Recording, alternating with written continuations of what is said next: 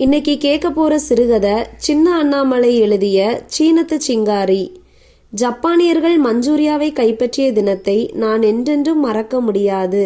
ஏனெனில் அன்றுதான் என் அருமை தன்பூச்சோவையும் காலதேவன் கைப்பற்றி கொண்டான். தன்பூச்சோ என்ற அந்த சீனத்து சிங்காரி என் பூச்சோவாக என் இதயத்தில் இடம் கொண்ட தினமும் அதுதான். மஞ்சூரியாவை ஜப்பான் கைப்பற்றியதும் அன்றைய தினம் சீன மக்களின் இதயத்தில் ஒரு பெரிய கொந்தளிப்பு உண்டாயிற்று. மலாய் நாட்டிலும் அந்த கொந்தளிப்பு பெரிய ஆவேசமாக மாறி ஒரு பெரும் இயக்கமாகவே உருவெடுத்தது. மேற்படி இயக்கத்தை சேர்ந்தவர்கள் ஜப்பான் சாமான்களை பகிஷ்கரிப்பதென்று ஊர்வலமாக கிளம்பினார்கள். பள்ளி மாணவர்களும் மாணவிகளும் பள்ளிக்கூடங்களை பகிஷ்கரித்தார்கள். அப்பொழுது என்னுடன் பள்ளியில் படித்து கொண்டிருந்த அந்த சீனத்து சிங்காரி தன்பூச்சோவும் அந்த இயக்கத்தில் கலந்து கொண்டாள். அவளே அநேகம் சீன பெண்களை கூட்டிக் கொண்டு கடைக்கடையாக நுழைந்து ஜப்பான் சாமான்களை வெளியில் எடுத்து போட்டு கொளுத்தினாள். போலீஸ் படை அதை தடுத்தனர். அவள் கேட்கவில்லை. மேலும் மேலும் தன் தோழிகளை ஏவிவிட்டாள். அதனால் போலீசார் கண்ணீர் புகையை உபயோகித்தனர். உடனே தன்பூச்சோவும் அவளுடைய தோழிகளும் கோபம் கொண்டு கண்ணாடி சாமான்களை போலீசார் மீது எறிந்தனர். அதன் காரணமாக சப் இன்ஸ்பெக்டர் ஒருவர் காயமடைந்தார். பிறகு போலீசார் துப்பாக்கி பிரயோகம் வலுத்தது. மேற்படி துப்பாக்கி பிரயோகத்தில் தன்பூச்சோ படுகாயப்பட்டாள். அவளை ஆஸ்பத்திரியில் கொண்டு வந்து போட்டார்கள். 3 நாள் கழித்துதான் கண் விழித்தாள். நான் அவள் அருகிலே இருந்தேன். என்னை பார்த்தவுடன் அவளுடைய முகம் மலர்ந்தது. ஏதோ பேச வாயெடுத்தாள். பாவம், இதற்குள் தன்பூச்சோவின் நாடிகள் அடங்கிவிட்டன. அவள் அந்திய காலம் நெருங்கிவிட்டது. பேச முடியாமல் திணறினாள். என்னை உற்று பார்த்துவிட்டு கண்களை மூடிக்கொண்டாள். மூடிய கண்களை பிறகு திறக்கவே இல்லை. ஜப்பானிய யமன் மஞ்சூரியாவை விழுங்கப் போக காலதேவன் தன்பூச்சோவை விழுங்கிவிட்டான். அந்த துயர சம்பவத்திலிருந்து விடுபட்டு ஆஸ்பத்திரியிலிருந்து வீட்டுக்கு புறப்பட்டேன். வீடு வரும் வரையிலும் நானும் பூச்சோவும் வாழ்ந்த பள்ளிக்கூட வாழ்க்கை என் கண்முன்னே தென்பட்டது. லுக்கான்சன் என்னும் அழகிய நகரம் அற்புத சௌந்தரியம் நிறைந்த மலாய் நாட்டின் மத்தியில் இருக்கிறது. அந்த ஊரில் எல்லா தேசத்து மக்களும் வந்து குடியேறி இருக்கிறார்கள். பொதுவாக மலாய் நாட்டில் சீனர்கள்தான் அதிகம். டெலுக்கான்சனிலும் சீனர்களே அதிகமாய் வசிக்கின்றனர். என்னுடைய மாமாவுக்கும் அங்கே ஒரு வட்டிக்கடை இருக்கிறது. மேற்படி கடைக்கு என் மாமா சுமார் 14 வருஷத்திற்கு முன்பு மலாய் நாட்டுக்கு போகும்போது என்னையும் கூட்டிக் கொண்டு போனார். ஆங்கிலோ சயின்ஸ் ஸ்கூலில் அங்கு சேர்க்கப்பட்டு படித்து கொண்டிருந்தேன். ஆண்களும் பெண்களும் சேர்ந்து படிக்கும் பள்ளிக்கூடம் அது. பல தேசத்து குழந்தைகளும் படித்ததால் அந்தந்த தேசத்து குழந்தைகள் அவரவர்கள் தேசத்துக்குரிய உடையுடன் பள்ளிக்கூடம் வருவார்கள். அந்த காட்சி பார்ப்பதற்கு மிகவும் ரம்மியமாக இருக்கும். என் வகுப்பில் தன்காக்கி என்ற சீன இளைஞன் ஒருவன் படித்து கொண்டிருந்தான்.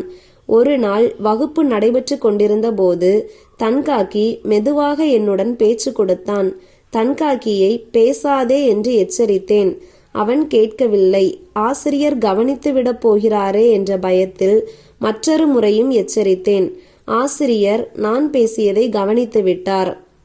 அவர் ஒரு பொல்லாத பாதிரியார். கருணைமிக்க இயேசுநாதரின் சிஷ்யர் என்றாலும் அவரை போன்ற கடுமையான சுபாவமுடையவர்களை காண முடியாது. இங்கே வா என்று உருமினார். நான் கிடுகிடு என்று நடுங்கி போனேன். கை கால்கள் நடுங்க அவர் முன் சென்று நின்றேன். வேறு எந்த விசாரணையும் செய்யாமல் பிரம்பினால் என்னை பளீர் பளீர் என்று நன்றாக விசாரித்துவிட்டு வகுப்புக்கு வெளியில் நிற்கச் சொன்னார். நான் வலி தாங்க முடியாமல் அழுது கண்ணீர் விட்டவாறு வெளியில் சென்று விட்டேன். நான் செய்யாத குற்றத்திற்கு விசாரணை இல்லாமல் இவ்வளவு கடுமையான தண்டனை கிடைத்துவிட்டது. அந்த வகுப்பில் இருந்த அத்தனை மாணவர்களும் மாணவிகளும் என்னை பரிதாபமாக பார்த்தார்கள். ஏனெனில் நான் எல்லோருக்கும் நல்ல பிள்ளையாக நடந்து கொள்பவன். பாவம், அவர்களால் என்ன செய்ய முடியும்? தன்காக்கி குனிந்த தலை நிமிரவில்லை. எனக்கோ அவன் பேரில் அபார கோபமாக இருந்தது. பள்ளிக்கூடம் விட்ட பிறகு அந்த பயலை நொறுக்கி விடுவது என்று முடிவு செய்தேன். ஒரு வழியாக நான் அழுது ஓய்வதற்கும் பள்ளிக்கூடம் விடுவதற்கும் சரியாக இருந்தது. அந்த கடுவம் பூன பாதிரியார் சென்றதும் நான் விடுவிடுவென்று வகுப்புக்குள் நுழைந்தேன். உடனே என்னை மாணவர்களும் மாணவிகளும் சூழ்ந்து கொண்டார்கள். நான் அவர்களை தள்ளி கொண்டு சென்று தன்காக்கியின் சட்டையை பிடித்து இழுத்து, உன்னால் தானே எனக்கு அடி விழுந்தது என்று சண்டை பிடித்தேன். அவனால் பதில் ஒன்றும் சொல்ல முடியவில்லை. இதற்குள் ஒரு சீன பெண் அங்கு ஓடி வந்தாள். வந்தவள் என் கையை தள்ளிவிட்டு, ஏன் என் அண்ணனோடு சண்டை போடுகிறாய் என்று கேட்டாள். உடனே பக்கத்தில் இருந்தவர்கள் விஷயத்தை சொன்னார்கள். அதை கேட்டு அவளும் ரொம்பவும் பரிதாபப்பட்டாள். நான் அடிபட்ட இடங்களில் தடவி கொடுத்தாள். அப்போதே என் கோபமெல்லாம் பறந்துவிட்டது. தன்காக்கியையும் மிகவும் சினந்து கொண்டாள். பின்னர் என் கையையும் தன்காக்கி கையையும் ஒன்றாக சேர்த்து வைத்தாள். உடனே அங்கு கூடியிருந்த மாணவ மாணவிகள் கரகோஷம் செய்ய எங்களுடைய நட்பு மீண்டும் துவங்கியது. எல்லோரும் வகுப்பை விட்டு வெளியே வந்தோம். தன்காக்கியின் கார் வந்திருந்தது. அதில் ஏறிக்கொள்ளும்படி தன்காக்கியும் அவன் தங்கையும் கெஞ்சினார்கள். நானும் காரில் ஏறிக்கொண்டேன். காரில் செல்லும் போது தன்காக்கியின் தங்கையை பார்த்து, உன் பேர் என்ன என்று கேட்டேன். ஏன், என்னை உனக்கு பிடிக்கிறதா என்று பதில் கேள்வி போட்டாள் அவள். ஓ, எனக்கு ரொம்ப பிடித்திருக்கிறது, அதனால்தான் கேட்கிறேன் என்றேன். என் பெயர் தன்பூச்சோ என்று கூறிவிட்டு சிரித்தாள். நானும் 2-3 தடவை தன்பூச்சோ தன்பூச்சோ என்று சொல்லி பார்த்து கொண்டேன். நீ ரொம்ப கெட்டிக்காரன், என்னை மயக்கி விட்டாயே என்று அவள் என் கன்னத்தில் ஒரு தட்டு தட்டினாள். உடனே தன்காக்கி அவளை பார்த்து, பாவம், இப்போதுதான் என்னால் நன்றாக அடிபட்டு வந்திருக்கிறான், நீ வேறு கன்னத்தில் அடிக்கிறாயே, வலிக்காதா என்றான் சிரித்து கொண்டே. உடனே தன்பூச்சோ கலகலவென்று சிரித்துவிட்டு, அதெல்லாம் அந்த கடுவம் பூனை பாதிரியார் அடித்தால்தான் வலிக்கும், நான் அடித்தால் வலிக்கவே வலிக்காது என்று கூறிவிட்டு என்னை பார்த்து, வலிக்கவில்லையே என்று கேட்டாள். நான் ஒரு அசட்டு சிரிப்பு சிரித்தேன். அதற்குள் கார் அவர்களுடைய வீட்டை அடைந்தது. அவர்களுடைய தகப்பனார் ரொம்ப சரள சுபாவம் படைத்தவராக இருந்தார். தன்பூச்சோ ஓடி போய் தன் அப்பாவின் கழுத்தை கட்டிக்கொண்டு, அப்பா, என்னுடன் ஒரு கிள்ளங்கி பையன் வந்திருக்கிறான், பார்த்தாயா என்றாள். தமிழர்களை பொதுவாக மலாய் நாட்டில் உள்ளவர்கள் கிள்ளங்கி என்றுதான் அழைப்பார்கள். ஒரு காலத்தில் கலிங்கன் என்ற தமிழ் அரசன் மலாய் நாட்டின் மீது படையெடுத்ததன் காரணமாக தமிழர்கள் எல்லோரையும் மலாய் நாட்டில் வசிப்பவர்கள் கலிங்கி கலிங்கி என்று அழைத்து அது கடைசியாக கிள்ளங்கி என்று மருவிவிட்டது என்று சொல்லுகிறார்கள். இந்த கிள்ளங்கி பையன் யார் என்று தன்பூச்சோவின் தகப்பனார் கேட்டார். தன்பூச்சோ கொஞ்சிக்கொண்டே நடந்த விவரத்தை சொல்லி என்னை போலவே அழுதும் காட்டினாள். பிறகு என்னை பார்த்து கண்ணை சிமிட்டினாள். அப்பப்பா, ரொம்ப பொல்லாத பெண் அவள். பிறகு தன்பூச்சோவும் தன்காக்கியும் என்னை என் வீட்டில் கொண்டு வந்து விட்டு சென்றார்கள். அது முதல் அவர்கள் இருவரும் தினமும் பள்ளிக்கூடம் போகும்போது என் வீட்டுக்கு வந்து என்னையும் காரில் அழைத்து செல்வது வழக்கமாயிற்று. நானும் அவர்களுடன் சந்தோஷமாக போவேன். பள்ளிக்கூடத்திலும் நாங்கள் மூவரும் ஒன்றாகவே திரிவோம். பள்ளிக்கூடம் விட்ட பிறகும் ஒன்றாகவே விளையாடுவோம். பள்ளிக்கூடத்தில் ஒரு நாடக சபை உண்டு. மேற்படி சபையில் மாதத்திற்கு ஒரு முறை நாடகம் போடுவார்கள். ஆசிரியர்களும் மாணவ மாணவிகளும் அதில் நடிப்பார்கள். மேற்படி நாடகங்களை நாங்கள் மூவரும் தவறாமல் பார்த்துவிட்டு வருவோம். ஒரு நாள் நடந்த நாடகத்தில் கிழவர் வேஷம் போட்ட ஒருவர் சரியாக நடிக்கவில்லை. இதை நான் தன்பூச்சோவிடம் சொன்னேன். அவள் உடனே, இதைவிட நீ நன்றாக நடித்து விடுவாயோ என்று என்னை கேலி செய்தாள். சரி, வீட்டுக்கு வா, நன்றாக நடித்து காண்பிக்கிறேன் என்று சொன்னேன். வீட்டுக்கு போனவுடன் தன்பூச்சோ, எங்கே நடி பார்க்கலாம் என்று என்னை தூண்டினாள். எனக்கோ ரோஷம் பொத்து கொண்டு வந்தது. உடனே அவளுக்கும் தன்காக்கிக்கும் கிழவனாக நடித்து காண்பித்தேன். என்னை அறியாமல் என்னுடைய நடிப்பு நன்றாக அமைந்துவிட்டது. தன்பூச்சோவும் தன்காக்கியும் ஒரே அதிசயத்தில் ஆழ்ந்து விட்டார்கள். மறுநாள் வழக்கம் போல மூவரும் பள்ளிக்கூடம் சென்றோம். தன்பூச்சோ பள்ளிக்கூடத்திற்குள் நுழைந்தவுடன் மான்குட்டி போல கொண்டு தன் தோழிகளிடம் ஓடினாள். அவர்கள் எல்லோரும் அவளை நோக்கி, என்ன, அவரை விட்டுவிட்டு ஓடி வந்து விட்டாயே, ஐயோ பாவம், அதோ பார், நீ அருகில் இல்லாமல் தவிக்கிறார் என்றெல்லாம் கேலி செய்தார்கள். பூச்சோ அதையெல்லாம் கண்டுகொள்ளாமல் அவர்களிடம் என் நடிப்பை பற்றி பிரமாதமாக கூற ஆரம்பித்து விட்டாள். அவ்வளவுதான், மற்ற பெண்கள் அனைவரும் என்னிடம் படையெடுத்து வந்து விட்டார்கள். அவர்களில் ஸ்வீடிஷ் தேசத்து பெண்ணும் ஒருத்தி, ரொம்பவும் வாயாடி. அவளுக்கு யாரையாவது பரிகாசம் பண்ணாமல் இருந்தால் தலை வெடித்து போகும். எல்லோரையும் தள்ளிக்கொண்டு அவள் தன் முன்னே வந்தாள். ஐயா, நடிக சிகாமணியே, தங்களுடைய புகழை தன்பூச்சோ சொல்ல கேட்டோம். எங்கள் மீதும் கொஞ்சம் கருணை வைத்து நடித்து காட்டக்கூடாதா என்று கொஞ்சுவது போல் பாவனை செய்து என் முகவாய்க்கட்டையை பிடித்து கொண்டாள். உடனே எல்லா மாணவிகளும் கைத்தட்டி ஆரவாரம் செய்தார்கள். எனக்கோ வெட்கமாக போய்விட்டது. தன்காக்கியை பரிதாபமாக பார்த்தேன். அவனும் அவர்களுடன் சேர்ந்து கொண்டான். எல்லோருமாக சேர்ந்து தூண்டியதுடன் தன்பூச்சோவும் வேறு ஒருவருக்கும் தெரியாமல் தன் கண்களை சிமிட்டி அவசியம் நடிக்க வேண்டுமென்று ஜாடை காட்டினாள். தப்புவதற்கு வேறு வழியின்றி கிழவனாக நடித்து காண்பித்தேன். சொந்த கற்பனைகளை கொஞ்சம் சேர்த்து முன்தினத்திற்கு அதிகப்படியாகவே நடித்தேன். சுற்றியிருந்த பெண்கள் மகிழ்ச்சி கடலில் மூழ்கி ஆனந்த பரவசம் அடைந்தனர். ஒவ்வொருவரும் என்னை கையை பிடித்து குலுக்கி அளவுக்கு மீறி புகழ்ந்தார்கள். அவர்கள் புகழும்போது என்னை விட பூச்சோவிற்குத்தான் பிரமாத மகிழ்ச்சி ஏற்பட்டது. இதை அவள் முகம் எடுத்து காட்டியது.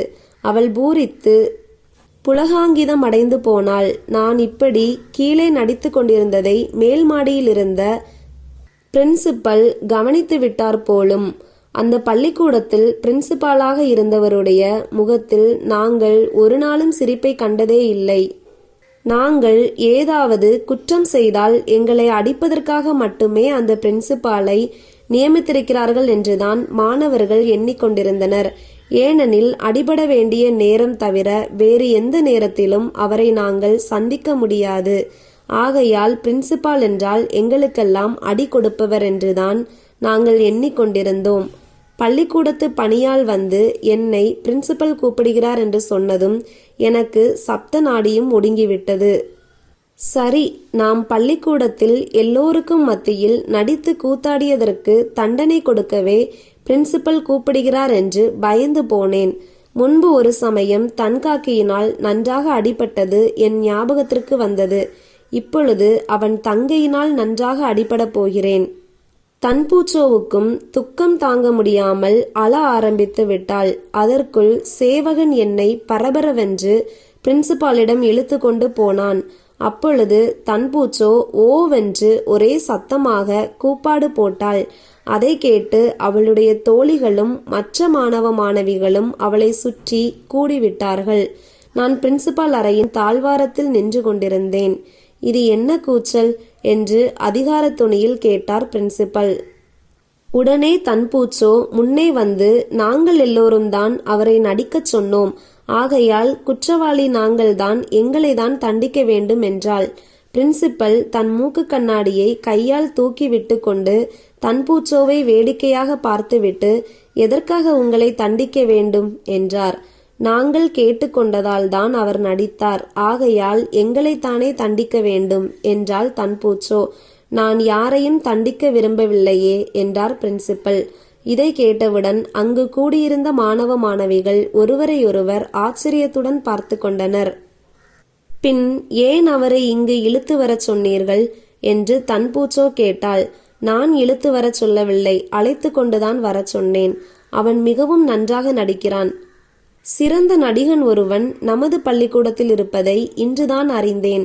அவனை நமது நாடகம் ஒன்றில் நடிக்க செய்ய வேண்டும். அதற்காகவே கூட்டி வர சொன்னேன் என்றார்.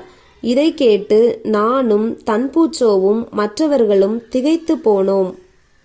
இதுவரையில் பிரின்சிபாலின் அறைக்கு சென்ற மாணவன் அடிபடாமல் திரும்பி வந்தது அந்த பள்ளிக்கூடத்து சரித்திரத்திலேயே அதுதான் முதல் தடவை.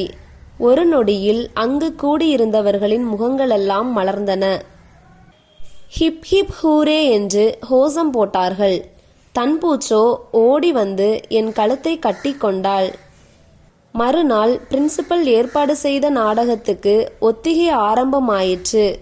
மேற்படி நாடகத்துக்கு பிரின்சிபால் எனக்கு கதாநாயகன் வேஷம் கொடுத்து நடிக்க செய்தார். கதாநாயகியாக தன்பூச்சோ நடிக்க தானாகவே முன்வந்தாள். அந்த வருஷம் மாணவர்களால் நடிக்கப்பட்ட நாடகத்துக்கு ஊர் பிரமுகர்களும் மாணவர்களுடைய பெற்றோர்களும் விஜயம் செய்தார்கள். என்னுடைய நடிப்பையும் தன்பூச்சோவின் கானத்தையும் கேட்டு சபையோர் சொக்கி போனார்கள். கடைசியில் நானும் தன்பூச்சோவும் காரில் வீட்டுக்கு சென்றோம். அப்போது பூச்சோ சொன்னால், இன்று நாம் நடித்தது நாடகத்திற்கு மட்டுமல்ல, வாழ்க்கையில் என்றும் உனக்கு நான் எனக்கு நீ என்று சொல்லி சிரித்து என்னுடன் நெருங்கி உட்கார்ந்தாள்.